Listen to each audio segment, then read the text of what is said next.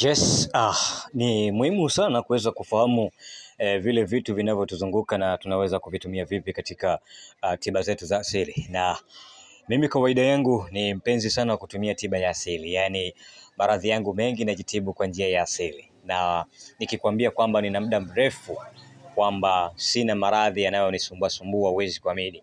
Lakini hospitalini mimi kwangu ni bomba sana kuonekana kwa sababu kila kwa mwezi na kunywa dawa mara mbili, yani wiki mbili na kunywa dawa na wiki ya mwisho na kunywa dawa kwa ajili ya kusafisha mwili wangu na sumu ya maradhi madawa, vyakula na vyakula ambavyo tumewekewa dawa. Mimi hapa ni Dr. Kapilima, the King of Tree Tanzania, Mfarumamiti Tanzania, na leo nitakuletea faida ya sukari katika ulimwengu wa kiroho. Sukari inamaanisha nini?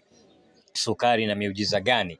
Jamani ndugu zangu, sukari tunakunywa tu katika chai, wanatuwekea katika juisi, wanatuwekea katika mikate, katika biskuti na kadhalika. Sukari inatumika sana. Lakini utamu wa sukari imetokea wapi sisi hatujui. Mwenyezi Mungu ndo mwenye kujua, Mwenyezi Mungu ndo mwenye siri, lighaibu. Basi leo mimi nitakufunulia miujiza na nguvu ya sukari katika tiba. Sukari tunatumia katika tiba za kiroho, katika mapenzi, katika mapenzi, katika biashara, lakini sukari inatumika hata kwenye maradhi. Leo hii ukiwa una miguu na kuvimba, ukachukua sukari ukaiunguza. Zamani wale wa zamani wanaweza kujua kwamba majani ya chai yalikopo hamna.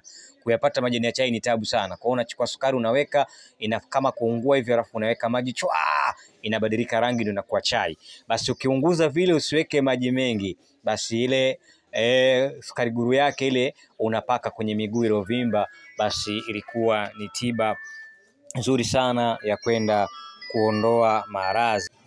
Basi hapo itakwenda kukusaidia. Lakini pia sukari zinaingia katika dawa za mapenzi zote.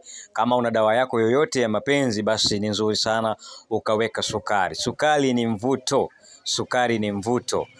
Sukari inaweza kuvuta nguvu ya majini.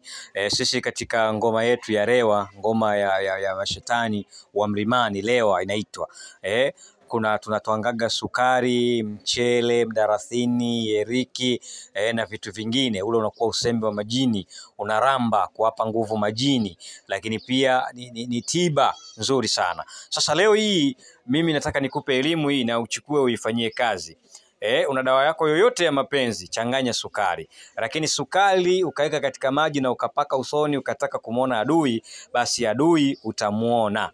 Lakini sukari ukachanganya na chumvi na mdalasini na karafuu, ukatumia kuoga kwa manuizo ya mvuto, kupendwa, kusikilizwa, basi utavutia kwelikweli na utapendwa kwelikweli. Oga siku 14, nuia mambo ya biashara, mapenzi, mvuto na pesa. Basi utakuta maajabu hayo mengi sana ambayo utakuja kuyaona na utakuja kuyapata.